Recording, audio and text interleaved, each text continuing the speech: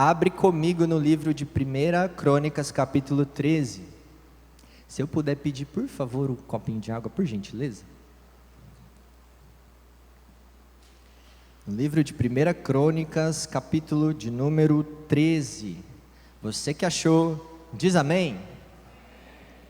Amém. Eu ouvi misericórdia aí. Amém. Podemos ler? A arca é depositada em casa de Obed-edom.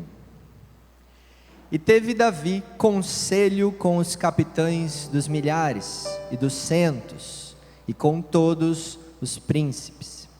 E disse Davi a toda a congregação de Israel: se bem vos parece, se vem isso do Senhor, nosso Deus, enviemos depressa mensageiros a todos os nossos outros irmãos em todas as terras de Israel, e aos sacerdotes e aos levitas, com eles nas cidades e nos seus arrabaldes, para que se ajuntem conosco. E tornemos a trazer para nós a arca do nosso Deus, porque não a buscamos nos dias de Saul. Pode pular para o versículo 7.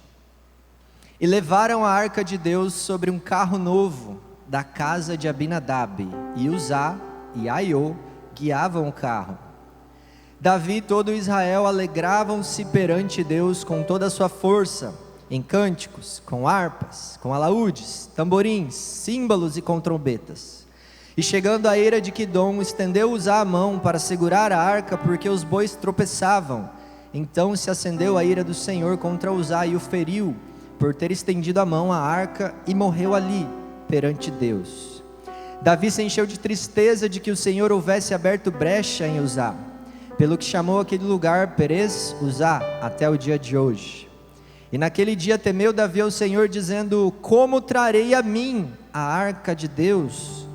Pelo que Davi não trouxe a arca a si, a cidade de Davi, porém a fez retirar à casa de Obed-edom, o geteu. Assim ficou a arca de Deus com a família de Obed-edom 3 meses em sua casa. E o Senhor abençoou a casa de Obed-edom e tudo quanto tinha. Amém. Glórias a Deus. Pode se assentar.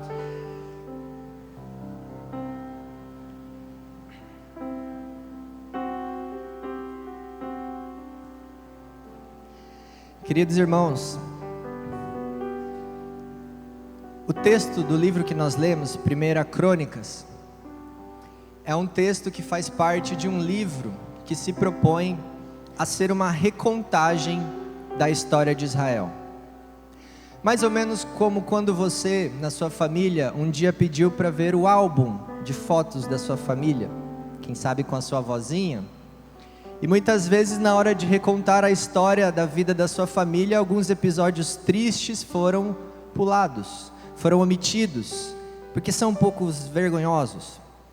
O escritor das crônicas tem esse mesmo objetivo, porque ele está escrevendo numa época em que Israel sofreu 70 anos de escravidão no cativeiro babilônico. Eles já estavam desanimados, já estavam depressivos e já estavam se perguntando: ainda somos o povo de Abraão, Isaac e Jacó? Ainda vale para nós a bênção? Ainda a bênção do Senhor nos perseguirá? E o escritor de crônicas escreve num período em que eles saíram do cativeiro, estão de volta à terra de Israel e recebem autorização para começar a reconstruir os muros, o templo, Jerusalém. E a intenção do escritor das crônicas não é bater em quem já está caído, não é chutar, como é que se diz? Chutar cachorro caído, alguma coisa assim.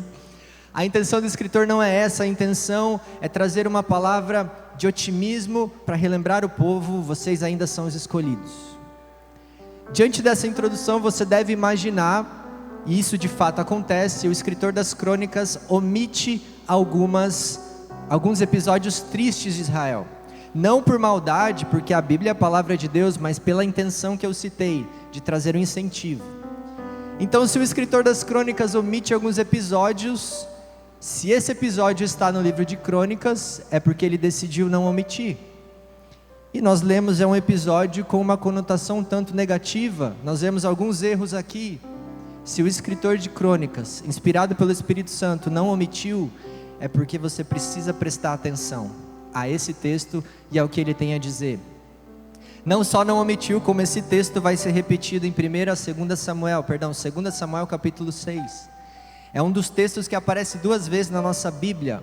O que será que tem aqui que vai falar, edificar o seu coração? Comece a prestar atenção, porque o Senhor quer que sejamos guardiões da presença dEle.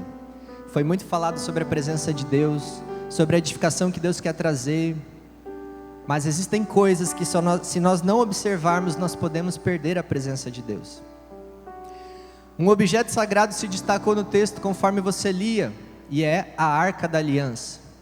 A Arca da Aliança era um objeto mais sagrado de Israel, uma caixa de madeira de acácia, revestida toda de ouro, que continha os 10 mandamentos, um pote de ouro contendo maná e a varinha de Arão que floresceu. Sobre a tampa da arca, guardiões da presença, querubins, estendiam a asa para guardar a santa presença do Deus de Israel.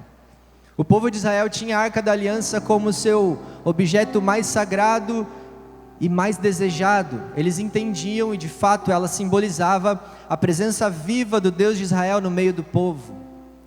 E é por esse entendimento que eles vão perder a Arca da Aliança, em um dado episódio que eu preciso voltar no tempo para te contar. Antes de eu entrar na história que nós lemos, deixe-me voltar com você alguns anos na história de Israel.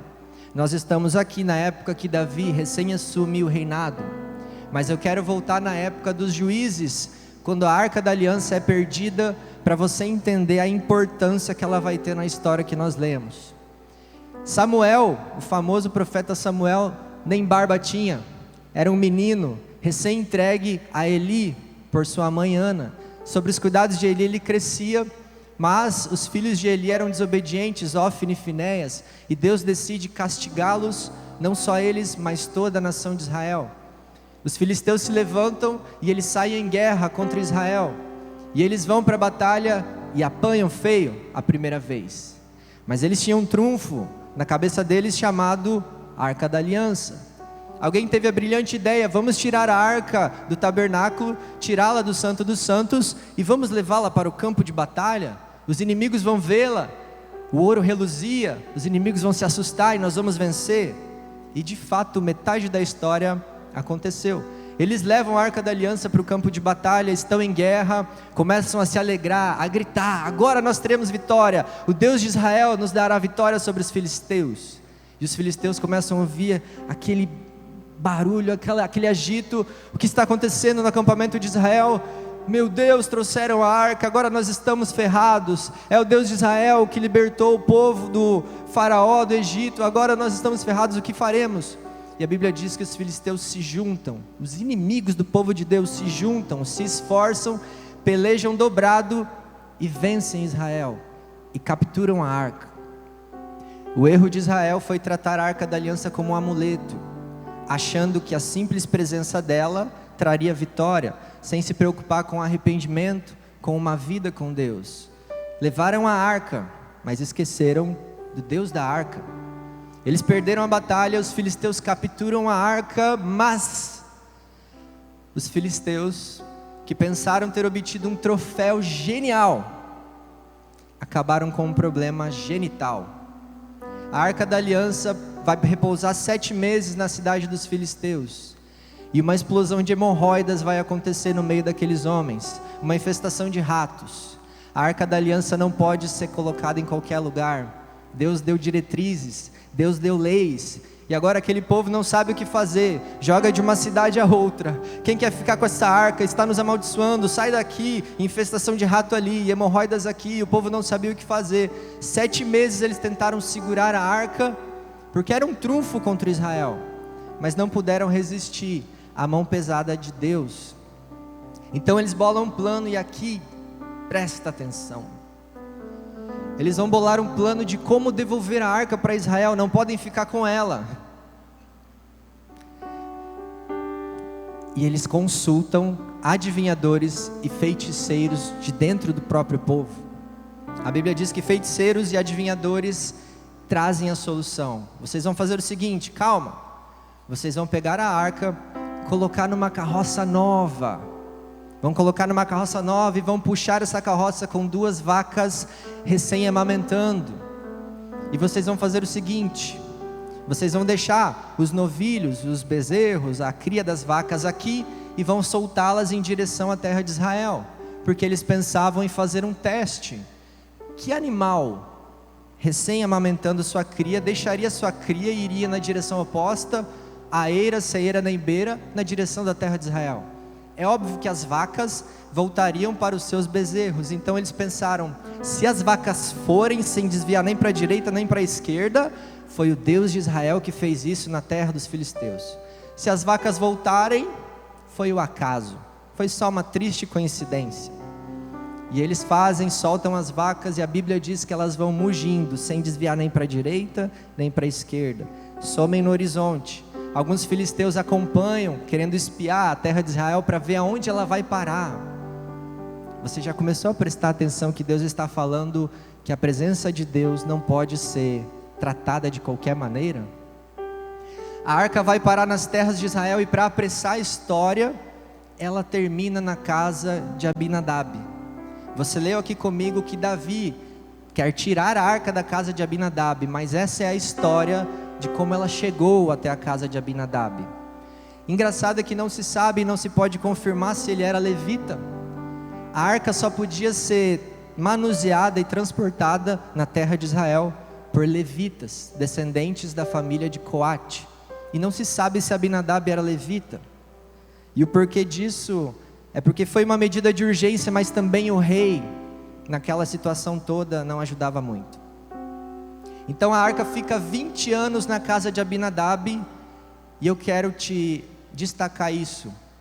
Os filisteus foram quem inventaram, presta atenção, os filisteus inventaram essa moda de carregar a arca da aliança em cima de carroça. A primeira vez na história de Israel que a arca vai ser carregada em cima de uma carroça foi inventada e inaugurada pelos filisteus. Não era assim que era para ser carregada. Ela possuía argolas ao seu redor, onde 2 varas transpassavam as argolas, e essas varas eram colocadas nos ombros dos levitas, homens consagrados para esse ofício.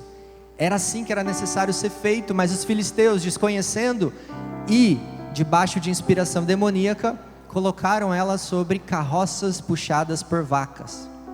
Ela vai parar na casa de Abinadab. E agora eu quero retornar ao texto que nós lemos.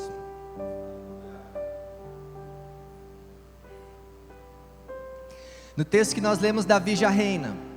Saul está morto, morreu em batalha com seus filhos, se atirou sobre a própria espada. O trono passa agora para Davi.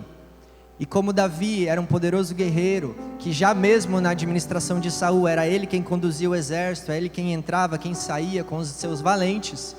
Agora esses valentes vêm saudá-lo, e os capítulos anteriores começam a narrar a multidão de valentes que aflui em direção a Davi, para comemorar com ele, para festejar com ele, para comer e se alegrar com o novo rei. Eles estão agora do lado de Davi, eles vêm de Ziclag, eles vêm de Hebron, eles apoiam o novo rei. Só que Davi, mesmo com o sucesso, não conseguia se esquecer de algo no seu coração. Davi sabia que a arca não estava onde deveria estar. Ela estava na casa errada, estava na casa de Abinadab. Nós podemos ter um vislumbre do coração de Davi nessa época, pois ele escreve o Salmo 132, e eu quero ler para você ver o que se passava dentro do coração desse rei. Salmo 132, versículo 3 ao 5, não precisa abrir. Não entrarei na minha tenda, nem me deitarei no meu leito, não concederei sono aos meus olhos, nem um cochilo às minhas pálpebras, enquanto não encontrar um lugar para o Senhor, uma habitação para o poderoso de Jacó. Davi, um homem guerreiro, poderia se preocupar com tantas coisas, mas ele não daria sono à sua alma, não daria descanso ao seu corpo, enquanto a arca não estivesse no seu devido lugar de honra. Porque Davi é um homem tão honrado nas Escrituras? Porque ele sabia tratar a presença de Deus com a devida honra. Está entendendo o que Deus está falando comigo e com você? Não estou nem precisando aplicar, parece que já fala direto. Porque nós precisamos dar a devida honra à presença de Deus. Então Davi bola esse plano, e ele quer tirar a arca da casa de Abinadab e levar para Jerusalém. e unificar a adoração nacional de toda a terra de Israel em Jerusalém, ao redor da arca, porque Deus tem que ser o centro das nossas vidas. O problema é que Davi vai fazer isso com a motivação perfeita, mas com os princípios nem tão perfeitos assim. A Bíblia diz que, aproveitando os valentes que estavam ao seu redor, ele os reúne e consulta os capitães de milhares, de 100, consulta os seus homens guerreiros, e por último, ele deixa para consultar e comunicar apressadamente os sacerdotes e os levitas que viessem participar da movimentação. Tem uma união nacional acontecendo, e os responsáveis por saber como carregar a arca são deixados por último, são deixados de lado. Davi dá preferência aos seus guerreiros, e com ele, em consulta, ele decide levar a arca. A Bíblia diz que todos concordam, mas ele chama os levitas e os sacerdotes por último e depressa. E aqui começa o erro de Davi, porque ele comete uma negligência para com os levitas, e essa negligência vai custar caro, vai custar a vida de Uzá. Você sabe, a arca começa a se movimentar, começa a ser transportada, tiram a arca da casa de Abinadab, e curiosamente, se você prestou atenção no texto, eles não colocam nos ombros, eles fazem o quê? Colocam de novo numa carroça nova. Quem eu falei que tinha inventado essa moda? Os filisteus. O povo de Israel, que tinha a responsabilidade de guardar a lei, que tinha a responsabilidade de honrar a presença de Deus, agora está imitando costumes de filisteus, porque negligenciaram os levitas, que tinham o conhecimento da lei para dar a instrução correta.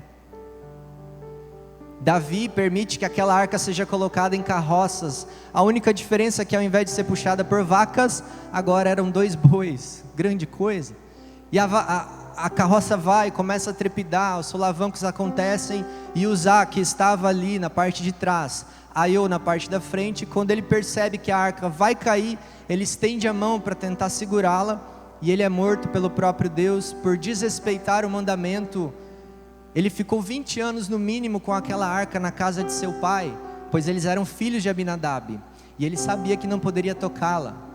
Mas também sobre o rei Davi pesa essa responsabilidade, e eu quero começar a aplicar para você, para o seu coração isso. Quando nós desprezamos a palavra de Deus, os costumes do mundo começam a entrar. Quando nós desprezamos a palavra de Deus e deixamos ela por último, a igreja começa a imitar o que o mundo está trazendo de novidade. As carroças dos filisteus começam a entrar no meio da igreja do Senhor. E a forma que nós tratamos a presença começa a ir mudando. Nós vamos fazendo coisas que o mundo faz sem perceber, porque não tivemos o cuidado de dar prioridade à palavra de Deus. Você pode ver comigo que eles imitam o costume dos filisteus. Davi tinha homens guerreiros com a espada afiada, que atiravam a funda com a mão esquerda, com a mão direita, que não erravam no arco, que eram guerreiros valentes com rostos ferozes de leão, espadas afiadíssimas. Ele se certificou que esses homens estivessem ao entorno dele. Mas e a espada dos levitas? A espada da palavra de Deus, onde é que estava? Estava cega. 20 anos sem manusear a arca, aqueles levitas, e até pode ser que houvesse algum levita ali no meio, aqueles levitas já não tinham mais familiaridade com os textos da lei, deixaram passar o manuseio da arca da aliança, que representava a presença de Deus. Resultado, morte de Uzá.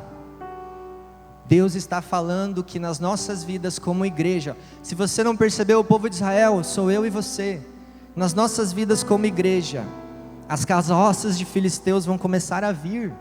Elas vêm, e é uma mais bonita que a outra, é uma mais linda que a outra, e ajuda, porque carregar a arca nos ombros é pesado. É melhor colocar sobre uma carroça, não é verdade? É mais leve, facilita o trabalho. Diogo, do que você está falando? O problema de Israel aqui foi com a arca da aliança, mas na minha e na sua vida pode ser no seu casamento. As carroças dos filisteus vêm dizendo, não precisa ter tanto compromisso com a sua esposa, com o seu esposo. Tem um novo formato de casamento aqui, olha só, casamento aberto, negócio meio misto, sem compromisso. E a gente, por não priorizar o que a palavra de Deus diz, por desconhecer, começa a abraçar. E a igreja vai abraçando e vai sendo minada por dentro. Na criação dos filhos. Pai e mãe, você que está aqui, a geração beta está para vir. 2025, os nascidos nesse ano serão considerados a geração... Acertei? Beta.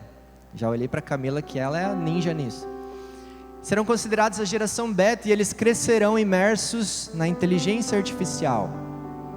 Pai e mãe que está aqui, a criação dos seus filhos deve estar sobre os seus ombros, não sobre os lombos de 2 bois.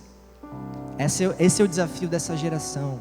Olhar as inovações tecnológicas que o mundo vai trazer, e claro, tem coisa boa, mas nós seremos tentados a pegar isso, e ao invés de carregarmos a arca, com o peso da responsabilidade do chamado, vamos querer colocar na carroça dos bois, dar um tapinha e falar, leva, que me livro da responsabilidade. Na sexualidade, você jovem que vai ser extremamente tentado e já tem sido, será que você vai se apegar ao texto de Gênesis? Homem e mulher os criou?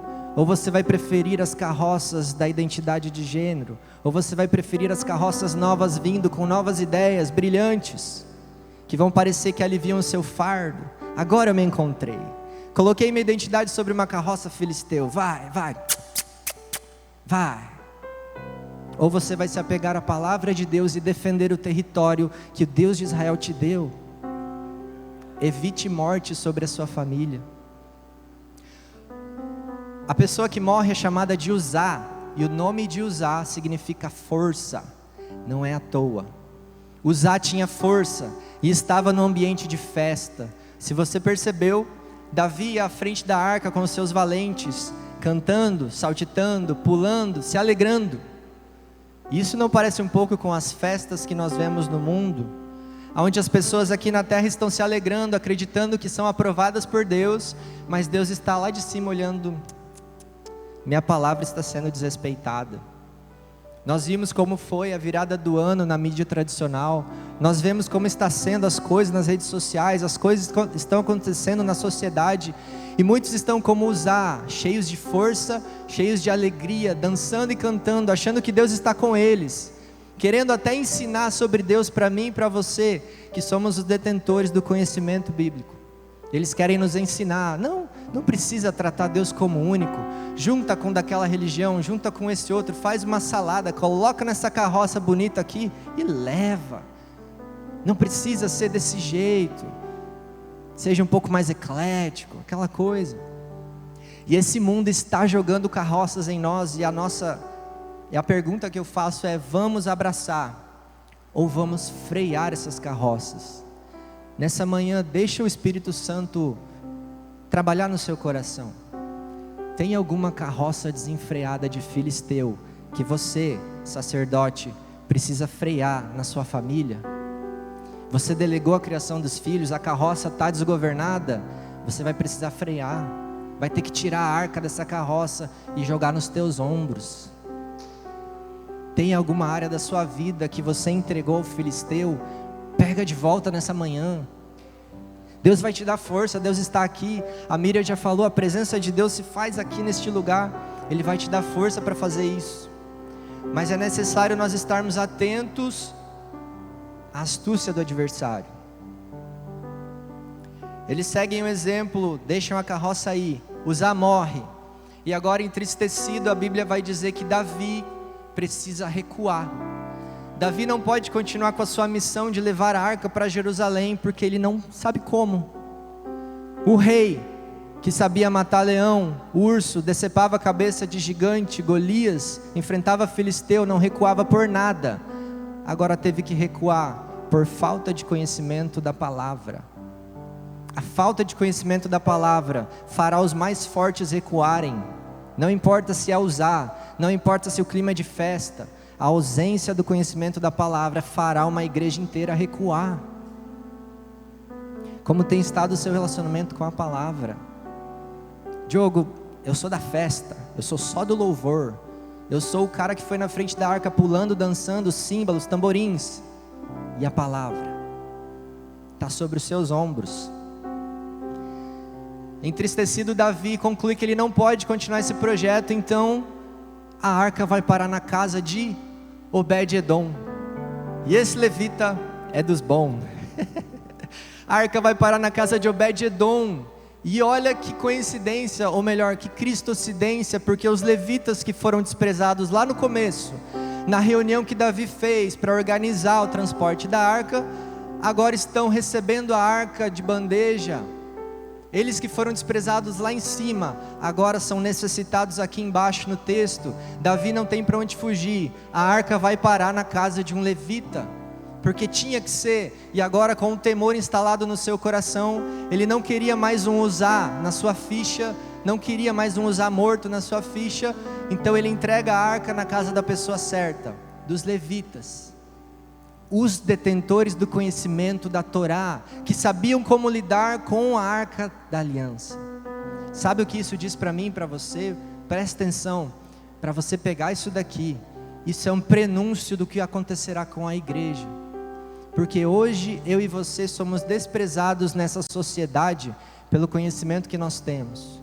Você está aqui se sentindo à vontade, quem sabe vai voltar para sua casa num ambiente hostil, simplesmente porque você se declara um servo de Deus. Nas escolas, os adolescentes são desprezados pelo conhecimento que possuem de Deus. Nas faculdades, os jovens são escanteados pelo conhecimento que possuem de Deus. E na sociedade você também será. Mas perceba que vai chegar o dia em que esse conhecimento que hoje desprezam, eles vão ter que procurar, como tiveram que procurar na casa de Obed-edom. Quem sabe lidar com a arca da aliança? Não queremos mais uma morte. Alguém sabe manusear esse negócio?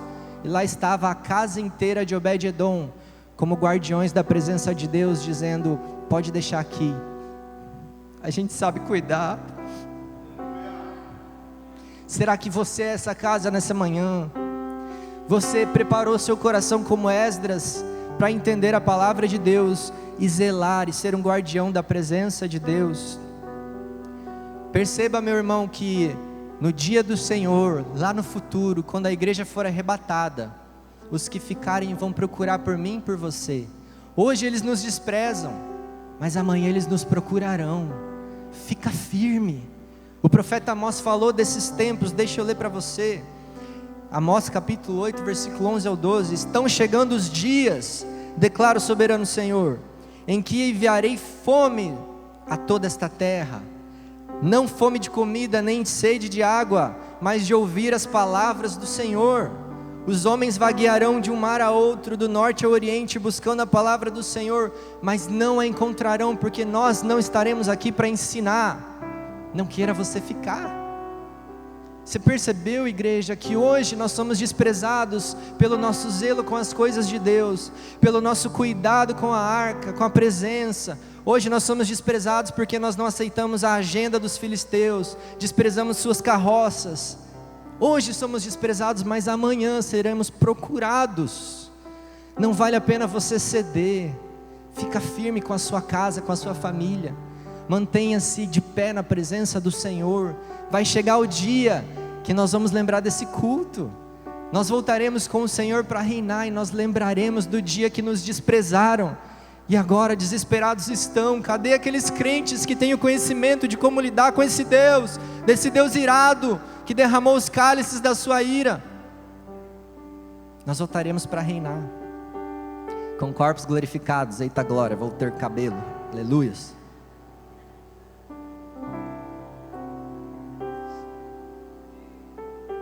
A arca fica na casa de Obed-edom. A Bíblia diz que fica por 3 meses. Por 3 meses na casa de Obed-edom. A história continua no capítulo 14. E Davi vai seguir as suas guerras de costume, porque os filisteus não davam sossego. E aqui nós temos mais uma lição. Vem filisteu atrás de filisteu para enfrentar Davi, porque ficaram sabendo que Israel agora tem um novo rei. Espera aí, nós não matamos Saul? Sim. E agora o barbudinho ruivo lá está no reinado? Sim. Vamos atacá-lo. E eles vão para cima de Davi. E a Bíblia diz que Davi os enfrenta, Davi os vence. Só que não nos enganemos, enquanto Davi está cuidando de defender Israel, enquanto Davi está usando a sua espada, Davi está vencendo filisteus, dentro do coração dele, ele tinha uma outra guerra a vencer. Porque no capítulo 12, no versículo 12 do capítulo 13, ele faz uma pergunta que fica ressoando no seu coração: como trarei a mim a arca de Deus? Enquanto Davi precisa lutar suas batalhas diárias, viver a sua vida, enfrentar suas guerras, como trarei a mim a arca de Deus? E ele chegava cansado de uma batalha, vários filisteus mortos. Vamos se alegrar, Davi. Como trarei a mim a arca de Deus? E esse é um retrato da minha e da sua vida, pois nós precisamos lutar as nossas batalhas. Os filisteus se levantam, mas dentro do nosso coração não pode sair: como trarei para minha casa a arca, a presença de Deus? Não deixe essa intenção ser roubada do seu coração.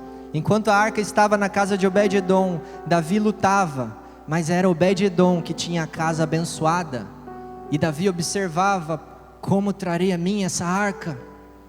E ele não desistiu do seu plano. A Bíblia diz que ele vai então levantar uma tenda provisória, um espaço adequado para a arca em Jerusalém, um espaço de transição, aonde a arca poderia ser colocada. Mas vocês lembram que Davi não tinha conhecimento, ou pelo menos não assessoraram ele da forma devida sobre como manusear a arca. Então todo esse tempo Davi também passa estudando e aprendendo sobre como manusear a arca. Ele não queria cometer o mesmo erro. Olha de novo essa lição.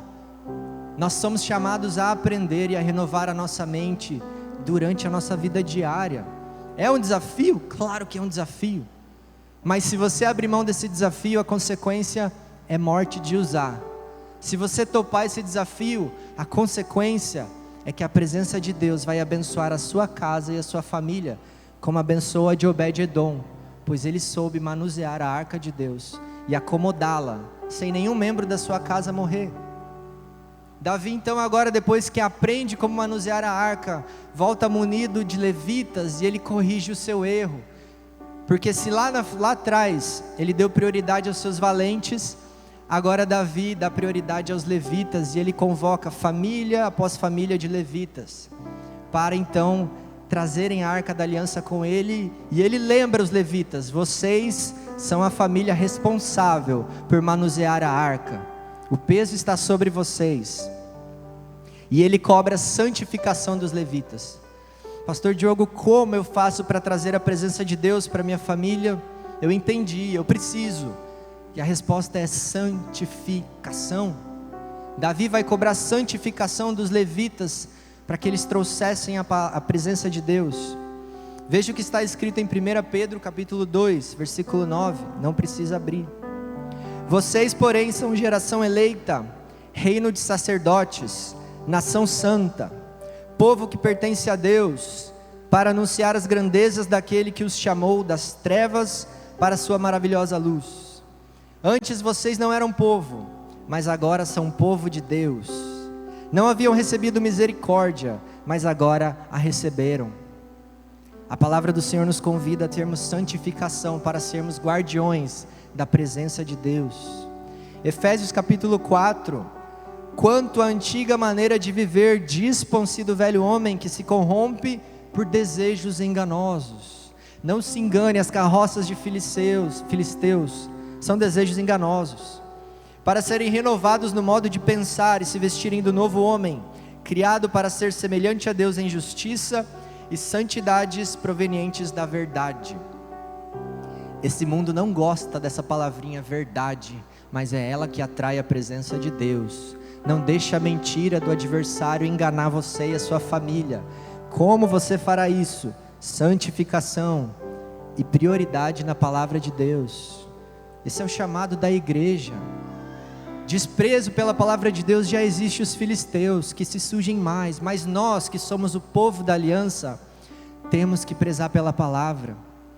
Inclusive, se você reparou, quando os filisteus colocam a arca naquela carroça, naquela inovação tecnológica, Deus não mata ninguém.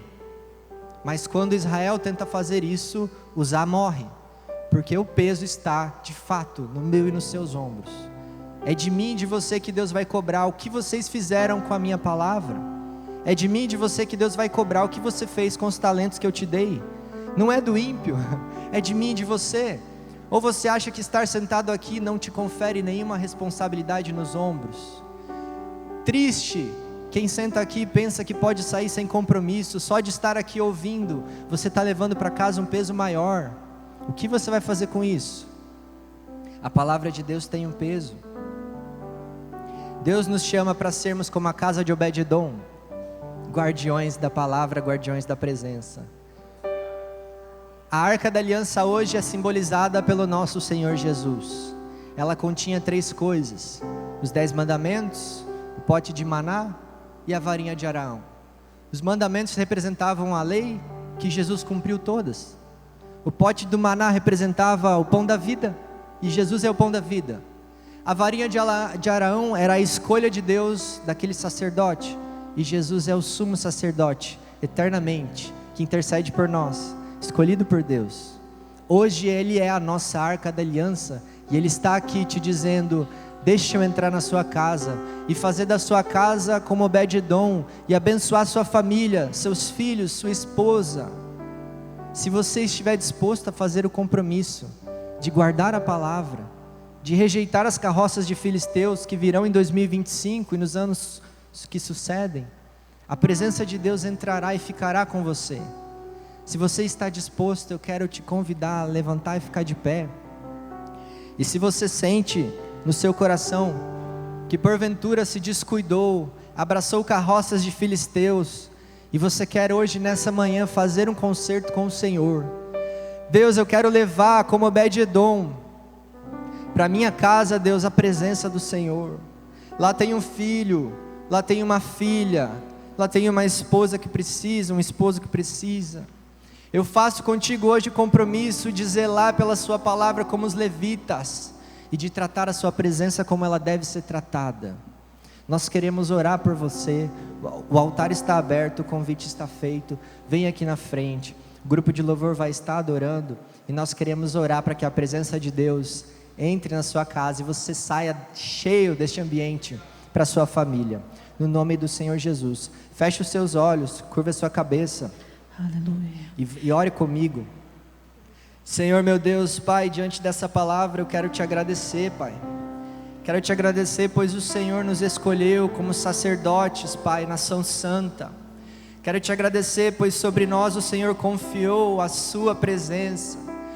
Pai, como Obed-edom, como os levitas, como sua família, quero aqui te pedir que nos dê sabedoria, pois os filisteus se levantarão esse ano, as carroças virão, Pai, elas chamarão atenção, mas nós não queremos ceder, como Daniel na Babilônia, que decidiu não se contaminar. Ajude-nos, Pai, nessa manhã, a não nos contaminarmos com as ofertas de manjares de outros reis, pois nós somos servos do Senhor, o Rei de Israel. Nós somos servos de Ti, Rei Jesus, e é a Ti que queremos consagrar a nossa casa nessa manhã. Abençoa, meu Pai, cada irmão e irmã que está aqui, e leva-nos em segurança. Queremos Te agradecer e Te louvar por essa palavra, e você adore ao Senhor com a igreja.